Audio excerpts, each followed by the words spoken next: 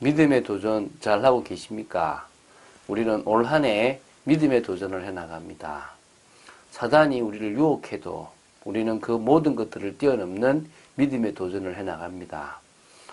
우리는 어떤 상황 속에서도 하나님이 원하시는 길을 걸어갑니다. 우리의 힘이 아니라 주님께서 주시는 그 힘으로 우리는 그 모든 일들을 감당할 수 있음을 고백합니다. 오늘도 그 축복을 누리는 여러분 되시기를 주 예수 그리스도 이름으로 축원드립니다.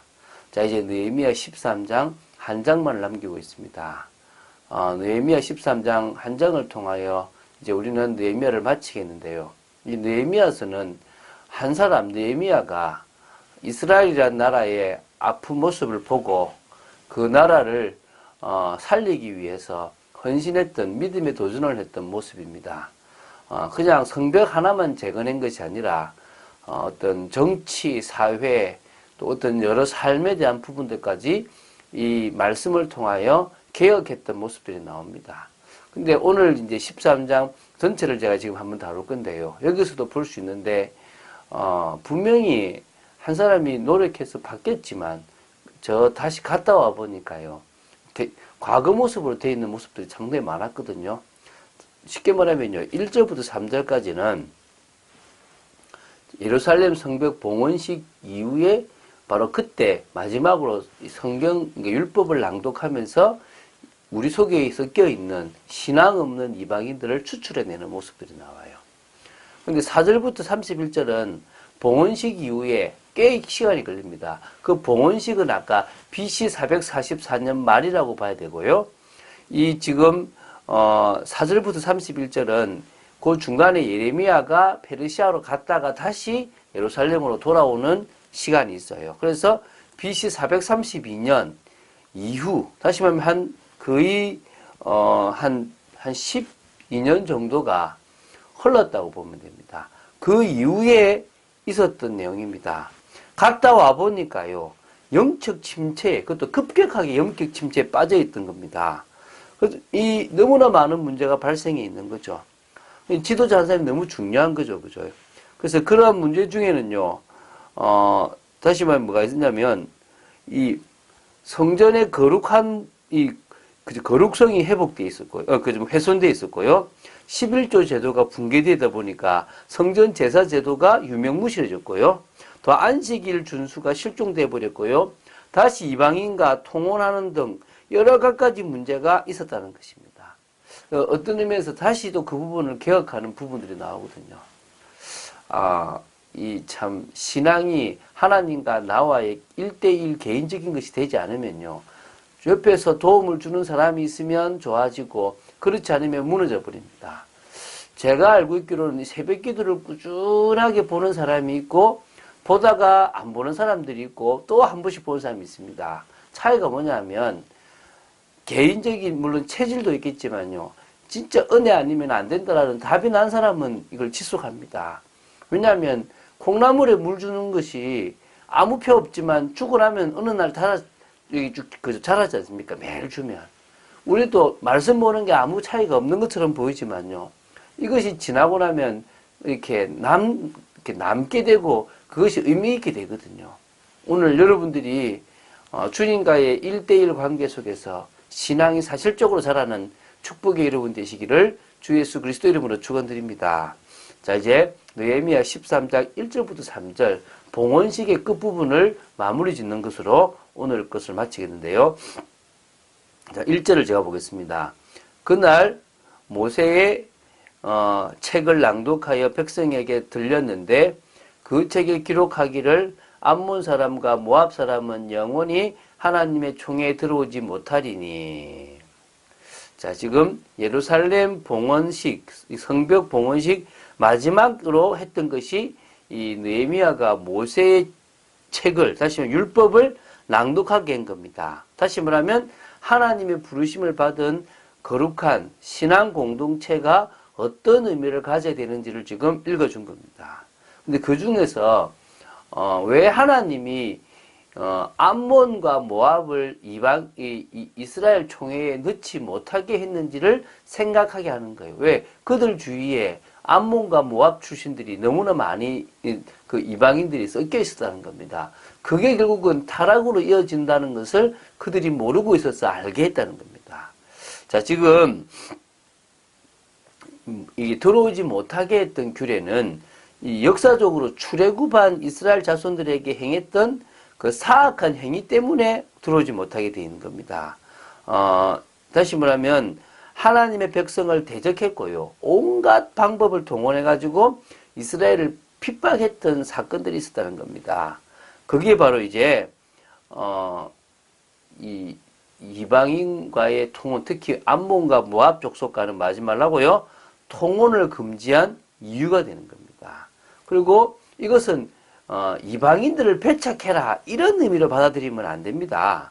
왜냐하면 이방인 중에서 신앙으로 돌아오려고 했던 사람들을 받아주셨어요. 다말도 그랬고요. 라합도 그랬고요. 모압 여인이던 룻도 개종해가지고 하나님의 백성 신앙의 사람으로 들어오게끔 했습니다. 하나님은 그렇게 하셨는데 신앙의 모습이 아닌 모습으로 우리 이 신앙인들 속에 들어와 있다면 그것이 문제라는 겁니다. 2절에 그게 나오거든요. 한번 보겠습니다. 이는 그들이 양식과 물로 이스라엘 자손을 영접하지 아니하고 도리어 발람에게 뇌물을 주어 저주하게 하였습니다. 그러나 우리 하나님이 그 저주를 돌이켜 복이 되게 하셨다 하였는지라. 자, 암몬 사람과 모압 사람이 하나님의 총에 들어올 수 없는 이유는요. 어떤 이유냐? 원래는요. 이 암몬과 모압은 아브라함의 조카 롯의 후손이기 때문에 이스라엘과는 깊은 혈연적 유대감이 있는 그런 사람들입니다. 그래서 하나님은 암몬과 모압을 마지 말라 괴롭히거나 그들의 권리를 침해하지 말라고 신명기 2장 9절 10절에 말씀하셨습니다. 그런데 이 암몬과 모압이 이스라엘이 출애굽하여 광야 생활을 할 그 당시에 이스라엘을 박대했다는 겁니다. 특히 어떻게 했냐면 이 누구를요? 발람을 불러와 가지고 이 저주를 막 하게끔 사주를 했습니다. 이 형제 국가라면 그렇게 하면 안 되는 일을 하게 한 거죠. 그래서 사실은 하나님은 이 발람이 하려고 했던 저주를 축복으로 바뀌어서 지금까지 그 일을 이게 절대 망하지 않는 하나님의 백성들로 만들었는데요. 이 암몬과 모압은 오히려 사실은 그때 그런 문제들이 있었다는 겁니다. 그 얘기를 지금 그 복을 바꿨지만 그때 그들은 박해했다는 거죠.